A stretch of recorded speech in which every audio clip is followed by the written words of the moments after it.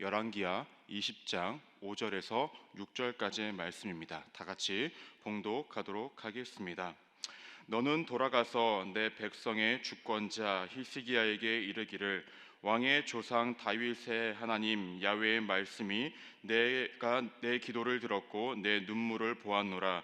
내가 너를 낫게 하리니 내가 3일 만에 야훼의 성전에 올라가겠고 내가 내 날에 15년을 더할 것이며 내가 너와 이 성을 아수르 왕의 손에서 구원하고 내가 너를 위하고 또 내 종 다윗을 위함으로 이 성을 보호하리라 하셨다 하라 하셨더라. 아멘. 할렐루야. 잘 오셨습니다. 여전히 이 자리를 지켜주신 우리 성도님들 너무나 감사하고요. 진심으로 축복하고 사랑합니다. 현장에 나오시지 못했지만 자신의 삶의 자리에서 이 시간을 하나님께 드리시는 모든 분들도 하나님의 은혜와 축복이 가득할 줄로 믿습니다. 새벽 예배를 매일 드리시는 분들은 아시겠지만 참 오랜만에 서요. 제가 이 자리가 굉장히 익숙한 자리인데요. 새벽 예배를 오랜만에 쓰다 보면은 익숙하지만 익숙하지가 않은 자리가 될 때가 있습니다. 저는 그렇다 할지라도 하나님은 우리 성도님들을 항상 익숙하게 친밀하게 바라보고 계시고 여러분들을 이렇게 사랑의 눈동자로 바라보고 계시니 오늘 이 시간이 응답의 시간, 은총의 시간, 하나님의 은혜를 가득 받는 시간이 되시기를 주님의 이름으로 축원합니다. 오늘 저는 열왕기하 20장 5절에서 6절까지의 말씀을 근거로요, 응답의 범위와 이유라는 제목으로 함께 은혜를 나누고자 합니다. 말씀 제목 한번 따라해 보실까요? 응답의 범위와 이유. 오늘 말씀을 함께 봉독하셨는데, 읽으셨는데 어떠한 기분이 드셨습니까? 어떠한 느낌이 드셨습니까? 저는 설교를 준비하면서 이 말씀을 묵상하고 읽어 내려가면서 딱 한마디가 딱 생각이 나더라고요. 굉장히 희망적이다. 왜 이러한 생각이 들었냐면요, 이 말씀을 보면은 내 기도를 들었고 내 눈물을 보았노라 라는 말씀이 언급되어지고 있었기 때문에 그렇습니다. 이 말 즉슨 하나님께서 무엇인가에 대해서 응답하겠다라는 것을 전제로 하고 있기 때문에 너무나 희망적으로 봤습니다. 하나님께서 응답하시는 것이 희망적이죠. 소망하시죠. 그렇다고 한다면 이 시간이 여러분들에게 그래 희망이 되는 시간, 소망이 되시는 시간이 되시기를 소망합니다. 오늘 말씀은 어제 이어서 히스기야 왕에 대한 본문을 가지고 함께 은혜를 나누고자 합니다. 이 말씀을 나누기 전에 몇 가지를 좀 넘겨짚고 함께 은혜를 나누고자 하는데요. 먼저는 히스기야라는 사람이 어떠한 사람이었는가에 대해서 한번 먼저 알아보고자 합니다. 열왕기하 18장 1절을 보시면요, 이렇게 말씀이 언급되고 있습니다. 이스라엘의 왕 엘라의 아들 호세아 제3년에 유다 왕 아하스의 아들 히스기야가 왕이 되니라고 말을 합니다. 히스기야라는 사람이 왕이 되었을 때는요, 어제 담임 목사님께서 새벽에 말씀을 하셨듯이 이스라엘이라는 나라가 남과 북으로 분열된 상태였다라는 거예요. 이때 히스기야 왕이 통치했을 때에 북이스라엘이라는 왕에는 호세아라는 왕이 통치를 하고 있었고, 남유다에는 아하스의 아들 히스기야가 통치를 하고 있었다라고 합니다. 이어서 2절 말씀을 보시면요, 그가 왕이 될 때에 나이가 25세라 예루살렘에서 29년간 다스리니라 라고 얘기합니다. 히스기야가 왕이 되었을 그 나이는 25살, 젊은 나이죠. 말씀을 준비하면서 나는 25살에 뭘 했을까 라고 고민을 해보니까 저 군대에 있었더라고요. 참 차별이 돼요. 누구는 왕이고 누구는 군대에 있고. 그럼 지금 나는 나이가 40인데 뭘 하고 있나 라고 생각이 들었을 때 참 이게 비교가 되더라고요. 제 나름의 하나님께서 은혜가 분명히 있을 줄로 믿습니다. 여하튼 25세 때에 왕이 된 이후로 29년간 그 남유다로 통치했다고 합니다. 그리고 이제 그의 인생이 끝났습니다. 참으로 안타까운 인생이에요. 왜냐하면 25세부터 29년간, 그러니까 54세까지만 살고 그의 나이가 그의 인생이 끝났다고 하면 지금으로 따지면 굉장히 좀 단명한 것이죠. 그렇다고 한다면 왜 하나님께서는 그 왕에게 이렇게 단명하게 하셨을까라는 많은 고민들도 하게 되는데, 오늘 말씀을 보시면 그 이유들을 우리가 조금씩 알아갈 수 있을 듯합니다. 여하튼 그 히스기야라는 왕은 남유다를 통치했던 왕이고 25세 때에 왕위에 올랐고 29년간 남유다라는 나라를 통치했던 왕이었습니다. 이런 히스기야 왕은 어떤 왕이었을까요? 열왕기하 18장 3절 말씀을 보시면 이렇게 언급하고 있습니다. 히스기야가 그의 조상 다윗의 것의 모든 행위와 같이 야훼께서 보시기에 정직하게 행하여라고 말씀하고 있습니다. 지금도 그렇지만요, 이스라엘 백성들에게 가장 뛰어난 왕이라고 칭송받고 인정받았던 왕이 다윗 왕이었습니다. 근데 그 다윗 왕을 비교할 만큼의 그러한 삶을 살았다라고 언급하고 있는 왕이 누구냐? 히스기야 왕이었다라는 거죠. 더 나아가서 하나님이 보시기에 정직하게 행한 그런 왕이라고 이야기를 하고 있는 것입니다. 우리 성도님들 너무나 잘 아시겠지만 북이스라엘 왕이든 남유다 왕이든요, 하나님의 뜻에 맞게 살아갔던 왕들이 그렇게 많이 없습니다. 손에 꼽힐 정도로 소수의 사람이었다라는 거예요. 그 중에서도 다윗과 비교될 만큼 하나님 보시기에 정직하고 올바르게 살았던 왕이 누구냐? 히스기야 왕이었다라는 거죠. 뭐 구체적으로 어떠한 삶을 살았을까요? 말씀을 보시면 오늘은 전부 다 말씀을 드릴 수는 없으니까 제가 간략하게 말씀드리겠습니다. 히스기야 왕은요, 당시에 이스라엘 백성들이 하나님과 겸하여서 이방 왕을 같이 섬겼다라고 합니다. 때문에 이것을 알게 된 왕이 무엇을 했었냐면요, 당시에 어떤 모든 우상들을 다 없애기를 시작합니다. 주상을 없애고요, 아세라 목상도 없애고요, 찍어 없애고요, 더 나아가서 모세를 통하여서 주셨던 하나님의 그 계명도 다 지키면서 살아갔던 왕이 히스기야 왕이었다라는 거예요. 그러니까 하나님의 뜻대로 살아가기 위해, 하나님만을 섬기기 위해, 하나님만을 믿기 위해 부단히도 노력했던 사람이고, 하나님의 뜻을 이루기 위해 그 나라를 통치했던 왕이 누구였냐? 히스기야라는 왕이었다라는 것입니다. 오죽하면 열왕기하 18장 5절을 보시면 이렇게 히스기야를 설명을 합니다. 히스기야가 이스라엘 하나님 야훼를 의지하였는데 그의 전후 유다 여러 왕 중에 그러한 자가 없었더니라고 얘기합니다. 그러니까 히스기야랑 비교할 만큼의 하나님의 뜻을 이루고 하나님의 뜻대로 살아갔던 왕이 그 전후로도 없었다라고 이야기를 합니다. 그렇다고 한다면 하나님 보시기에 히스기야가 어떻게 비춰졌을까요? 하나님께 씩 웃으실 정도로 흡족한 왕이었을 것입니다. 그런데 참으로 재밌습니다. 이렇게 믿음을 가지고 하나님의 뜻대로 살아갔던 히스기야 왕이라고 한다면 그의 삶은 어때야 할까요? 우리가 일반적으로 생각했을 때에 하나님의 뜻대로 살았고 하나님만을 믿으며 살아갔던 왕이었기 때문에 그가 하는 모든 일들에는 형통함이 있어야 되고 평탄함이 있어야 되고 모든 것들이 잘 되고 그래야 될 거라고 우리가 생각을 합니다. 하지만 그의 삶을 보면요, 그의 인생을 보면요, 평탄한 삶, 형통한 삶, 그가의 모든 것들을 이루었던 삶은 분명히 아니었던 것 같습니다. 역사적으로 보면 이렇습니다. 당시에 히스기야 왕이요, 통치했던 시대에 그 주변의 나라를 대권을 잡았던 나라가 아수르라는 나라였습니다. 아수르라는 나라 통해서 남유다도 역시 고통을 당하고 있었어요. 핍박을 당하고 있었어요. 압박을 받고 있었고 공격을 받고 있던 상황이었습니다. 오죽하면요, 주변 나라 사람들이 너무나 아수르라는 나라 때문에 힘들어서요, 남유다라는 나라와 연합을 이루어 아수르에게 반기를 들려고 노력했던 그런 시기도 분명히 있었다라는 거예요. 한마디로 정치적으로도 그렇고 국방으로도 그렇고 여러 가지 경제적으로도 그렇고요, 너무나 힘들고 어려운 시기를 살아가고 있었다라는 거예요. 이것이 전부입니까? 아닙니다. 우리가 오늘 함께 읽으신 열왕기하 20장 말씀을 보시면요, 히스기야는 병에 걸렸다라고 합니다. 열왕기하 20장 1절 말씀을 보시면 이렇게 언급하고 있습니다. 그때에 히스기야가 병들어 죽게 되매라고 얘기합니다. 어떠한 병에 걸렸는지는 우리가 명확하게 알 수는 없지만 그가 죽게 된 병, 어떠한 병이 걸렸다라는 거예요. 그렇다고 한다면 왕으로서의 그의 삶을 봤을 때는 첩첩상중인 거예요. 아수르라는 나라를 통해서 고통받고 있는 상황이었고요, 또 개인적인 죽을 병에 걸려서 고통당하고 있던 거예요.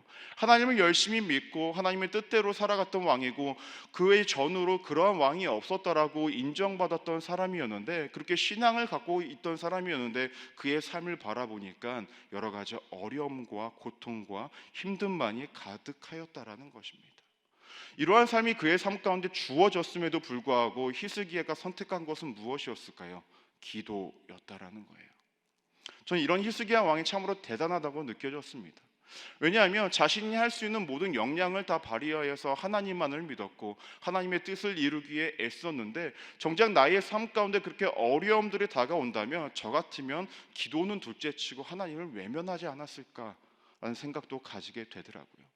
더 나아가서 사람들이 비웃기도 했을 거예요. 왜 비우셨을까요? 아유, 저 왕도 하나님의 뜻대로 살아간다고 했는데 고작 이루고 있는 왕의 이 나라의 현실이 이거밖에 안 돼? 에이그 병이나 걸리고, 그러봐 하나님만 믿으니까 그렇지 그러니까 여러 신을 믿어서 하나 얻어 걸리게 해서 삶을 좀 편안하게 살면 좋지 않았을까라는 많은 조롱도 당했을 것 아니겠습니까? 그럼에도 불구하고 이런 많은 조롱과 힘듦과 어려움 가운데서도 히스기야가 선택한 것은 기도였다라는 거예요. 그리고 참으로 대단하죠. 그 기도의 결과는 무엇이었을까요? 하나님께서 히스기야의 병을 고쳐 주셨다라는 것입니다. 그리고 그 결과를 통해서 하나님께서 더 보여주시고자 했던 것은 무엇이냐면요, 그를 15년간은 더 살게 해주셨고, 더 나아가서 그가 병 고침에 대한 확신을 주시기 위해서 징표도 보여주셨다라는 거예요. 어떠한 징표를 보여주셨을까? 오늘 말씀을 보시면요, 열왕기하 20장 10절에서 11절 말씀을 보시면 이렇게 언급을 합니다. 히스기야가 대답하되 그림자가 10도를 나아가기는 쉬우니 그리할 것이 아니라 10도를 뒤로 물러갈 것이니라 하니라. 선지자 이사야가 야훼께서 간구하며 아하스의 해시계 위에 나아가던 해 그림자를 10도 뒤로 물러가게 하셨더라라고 얘기합니다. 초자연적인 현상을 통하여서 징표로 보여주셨고, 히스기야가 병 고침을 받았다는 것을 하나님께서 직접적으로 보여주셨다라는 거예요. 그렇다고 한다면 하나님께서는 이 히스기야를 고치심으로 통하여서 그의 기도의 응답을 통하여서 우리의 삶 가운데 무엇을 말씀하시고자 하는 것들을 우리가 이 시간 함께 나눠보고자 합니다. 첫 번째 우리가 기억해야 할 것은 이것입니다. 하나님의 응답은요, 삶의 전 영역에서 일어난다라는 것입니다. 믿으십니까? 한번 따라해 보시겠습니다. 하나님의 응답은 삶의 전 영역에서 일어난다. 우리가 오늘 말씀을 보시면 단순히 히스기야의 육체만을 고치신 듯 보입니다. 맞습니다. 1차적으로 본다면요, 히스기야의 육체를 고치신 것이 맞아요. 하지만 하나님께서는 히스기야의 육체만을 단순히 고치셔서 15년간의 인생을 더 살게 하신 걸로 끝을 맺히신 것인가? 그게 아니라는 것입니다. 말씀을 잘 보시면 한 가지 알 수 있는 것이 있습니다. 그것이 무엇이냐면요, 아까 히스기야를 소개했을 때에 누구보다 하나님을 잘 믿는 사람으로 묘사하고 있었어요. 더 나아가서 하나님을 잘 의지하고 있는 사람으로 분명히 히스기야를 묘사하고 있었습니다. 근데 재밌는 것은 그가 병 고침을 받은 후에 한 행동이 무엇이었습니까? 하나님, 내가 병 고침을 받았다라는 징표를 보여주십시오라고 얘기합니다. 하나님을 잘 믿었고 하나님을 잘 의지했던 히스기야가 하나님께서 병을 고쳐주셨다고 말씀하셨을 때 네, 믿습니다라고 이야기했던 것이 아니라 징표로 보여달라고 이야기해요. 그의 믿음이 변해 있었다라는 거죠. 사실 사람, 인간이라는 존재가요, 큰 병을 앓고 난 다음에 마음이 약해져요. 그렇죠? 건강에 대한 염려도 생기고 내게 왜 이러한 일이 생겼을까, 온갖 생각들이 다 드는 것이 인간인 건 맞습니다. 근데 이 범주에서 히스기야도 벗어나지 못한 것 같아요. 중한 병에 들다 보니까 하나님을 향한 믿음이 흔들리게 되었다라는 거예요. 확실한 어떠한 확답을 받고 싶었던 것이 히스기야의 마음이었다라는 것입니다. 때문에 하나님께서 히스기야를 고치신 것은 단순히 육체만을 고치신 것이 아니라 그의 마음과 그의 신앙을 고치시기 위해 징표까지도 보여주셨다라는 거예요. 하나님은요, 여러분들이 기도를 하실 때 단순히 눈앞에 보이는 가시적인 것들만 고치시는 것이 아니라 여러분들의 마음과 신앙까지도 고치시길 원하신다라는 것입니다. 그리고 반드시 여러분들의 마음과 신앙까지도 고치신 분이 하나님이시라는 거예요. 그 사실을 믿고 살아가시는 우리 믿음의 성도님들 되시기를 주님의 이름으로 축원합니다. 더 나아가서 하나님께서는 이 몸과 마음과 이 두 가지 영역에만 하나님께서 고치셨을까? 아니었다는 것이죠.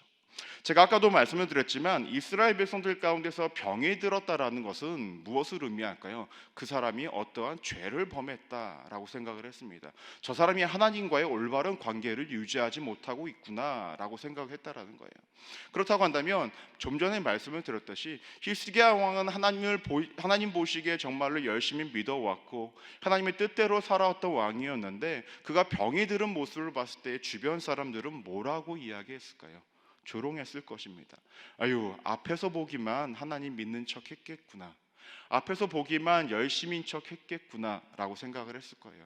그리고 사람들이 조롱을 하기 시작합니다. 그러니까 하나님만 믿지 말고 이방신도 같이 믿어보지 그랬어 라는 온갖 말들을 했을 것입니다. 이것들을 들은 히스기야의 마음은 어땠을까라는 거예요. 정말 억장이 무너졌겠죠. 힘들었겠죠. 이런 히스기야에게 하나님께서 육체의 고통을 치료하신 사건은 어떠한 의미를 나타내는 것일까요? 그가 하나님을 믿게끔, 하나님을 믿는 것이 헛되지 않은 것이람을 하나님께서 직접적으로 보여주셨다라는 거예요. 그가 다시금 온전한 왕으로서 살아갈 수 있는 환경과 여건을 만들어 주셨다라는 것입니다. 이것이 너무나 중요합니다. 하나님, 우리가 기도할 때에 우리의 눈앞에 있는 문제, 가시적인 문제만을 해결해 주시는 분이 아닙니다.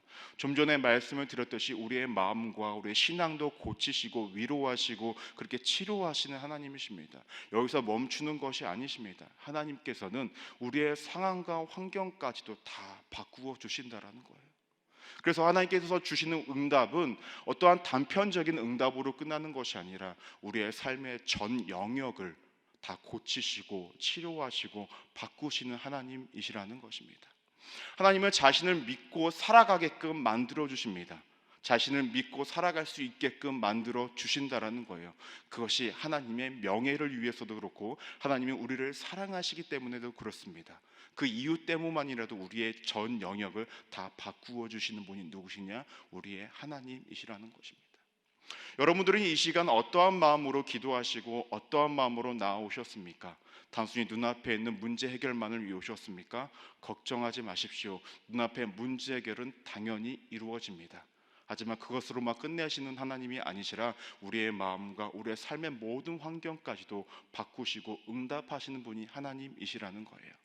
물론 우리의 삶 가운데 우리가 히스기야와 같이 죽을 병에 걸릴 확률은 많이 있지는 않습니다.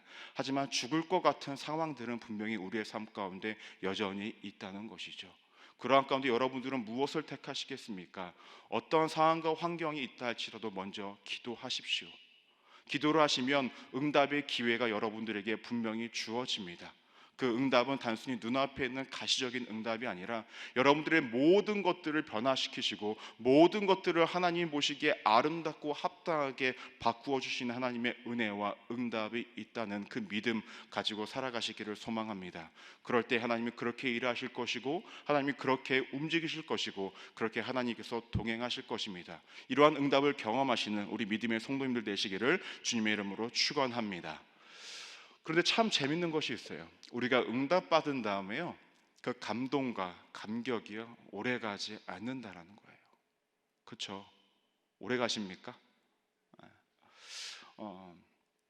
청년부가요 이제 이번 주에 수련회를 해요. 토요일하고 이제 주일날 수련회를 하는데 제가 수련회를 이제 하면서 항상 걱정하는 것 중에 하나가 이것입니다. 은혜는 하나님께서 분명히 주실 거예요. 근데 은혜의 감격이 얼마큼 지속될까 이게 걱정입니다. 많은 그 수련회 강사님들이 이야기를 하세요. 은혜가 3주 갈 때가 있고 더 짧게는 3일 갈 때가 있고 조금 길게 간다 싶으면 3달 갈 때가 있다라고 말씀을 하십니다. 근데 참으로 하나님 은혜가 그렇게 단편적으로 끝나면 안 되는 거잖아요.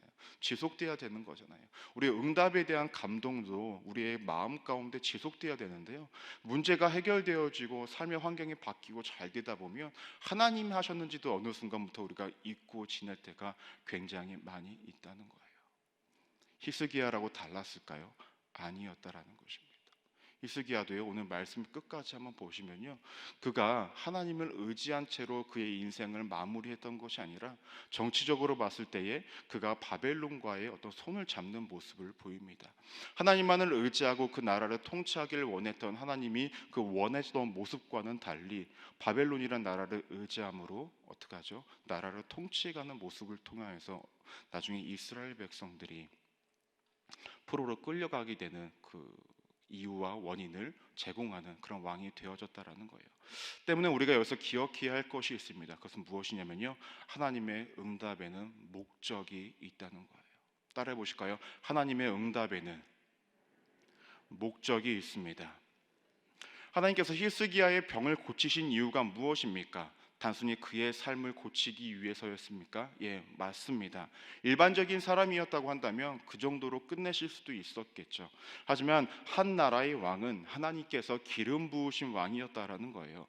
분명 그 응답에는 목적이 있었다라는 것입니다. 그 목적은 무엇이었을까요? 이전과 같이 하나님께 인정받는 왕으로서의 삶을 살아가길 원했을 것입니다. 하나님을 잘 섬기는 왕이 되기를 원했을 것입니다. 하나님을 잘 섬김을 통하여서 그 남유다라는 나라를 잘 통치하기를 원했을 것입니다. 하지만 히스기야는요 이런 하나님의 응답의 목적을 알지 못했던 것 같습니다.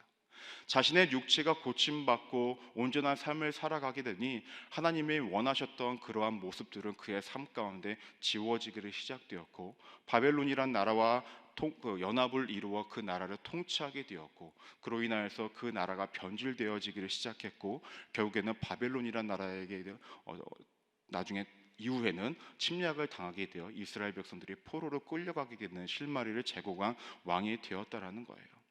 위대한 왕이라고 칭함을 받았던 그 히스기야 왕만 이러한 행동을 했을까요? 그렇지는 않습니다. 우리가 잘 알고 있던 솔로몬이라는 왕도 그러했습니다.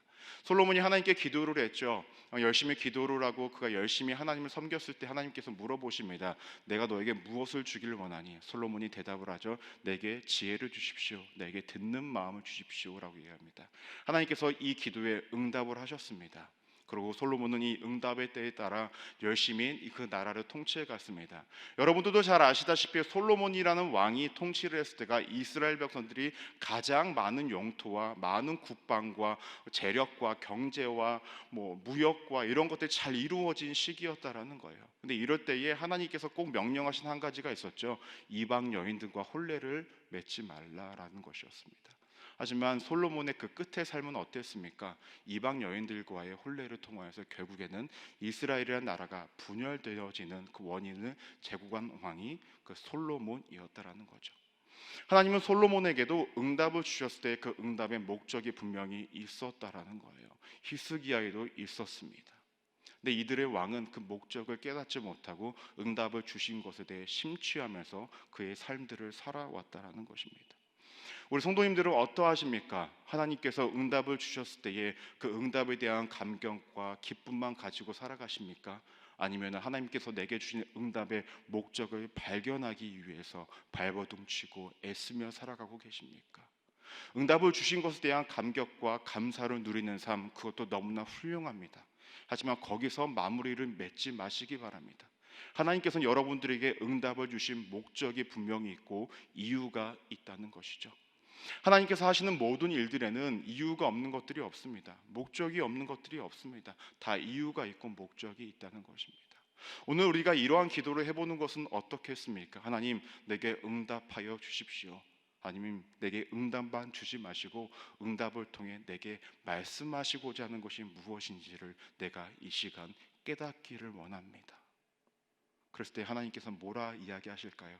그래, 민호야, 내가 너에게 이러한 응답을 줄게. 근데 이런 응답을 통해서 너가 또 다른 열매를 맺기 원하고, 내가 목회자를 통하여서 네가 이루어야 할 것들을 이루기를 원한다라고 말씀하지 않으실까요? 여기 계신 장로님들, 권사님들, 안수 집사님들, 또한 우리 집사님들, 모든 성도님들에게 하나님은 동일하게 말씀하실 것입니다. 이제 우리의 인생은 단순히 응답만을 요구하고 요청하고 간절히 구하는 인생으로 끝나는 것이 아니라 응답 뒤에 있는 하나님의 그 일을 바라보는 인생이 되기를 소망합니다. 그리고 매일의 삶 가운데 그렇게 하나님의 응답과 목적을 이루는 인생으로 살아가 세상 가운데서 하나님께 쓰임 받으시고 또 하나님과 동행하시고 세상 가운데서 빛과 소금의 역할을 감당하시는 우리 믿음의 성도님들 되시기를 주님의 이름으로 축원합니다. 기도하시겠습니다. 하나님, 저희는 여전히 부족합니다. 여전히 모자랍니다. 눈앞에 보이는 가시적인 힘듦과 어려움들만 해결받으면 모든 것들이 다 형통하다고 여기는 그렇게 미약한 존재들입니다. 하지만 오늘 말씀을 통해 알게 된 것은 하나님의 응답은 단순히 눈앞에 보이는 걸로만 끝나는 것이 아니라 우리의 마음과 우리의 영혼과 더 나아가서 우리의 모든 환경까지도 변화시키시는 하나님의 응답이 있다는 것을 알게 되었습니다. 하나님, 너무나 감사합니다. 그 은혜를 힘입어 우리가 살아가게 싸우니 하나님, 우리의 마음 가운데에 우리의 심령 가운데에 변질이 없도록 함께하여 주옵소서. 하나님께서 응답하셨을 때에 우리가 응답의 기쁨만 누리고 심취하며 살아가는 인생이 아니라 응답 속에 숨겨져 있는 하나님의 뜻과 하나님의 은혜와 하나님의 목적을 발견하게 하여 주시고 그 하나님의 목적을 이루는 삶, 하나님의 뜻을 이루는 삶을 살아내는 저와 우리 모든 성도님들 되어질 수 있도록 하나님 그렇게 인도하여 주옵소서. 이 모든 것들을 의지하며 기도하며 이 시간 나아가고자 합니다. 하나님, 우리에게 오늘 말씀하시고 하나님의 응답과 하나님의 기쁨과 하나님의 은혜를 누리는 시간이 되어지게 하여 주시고, 은혜 뒤에 주어진 하나님의 목적도 이제는 우리가 삶으로 살아내는 시간이 될 수 있도록 함께하여 주옵소서. 이러한 마음들을 가지고 또한 여러 가지 기도 제목을 가지고 드리신 예물들 위에 복의 복을 더하여 주옵시고, 여러 가지 기도 제목을 가지고 나오신 모든 분들 위해 은혜를 허락하여 주시사 하나님의 응답의 시간, 은총의 시간, 은혜의 시간이 이 시간 가운데 가득 차고 넘치게 하여 주옵소서.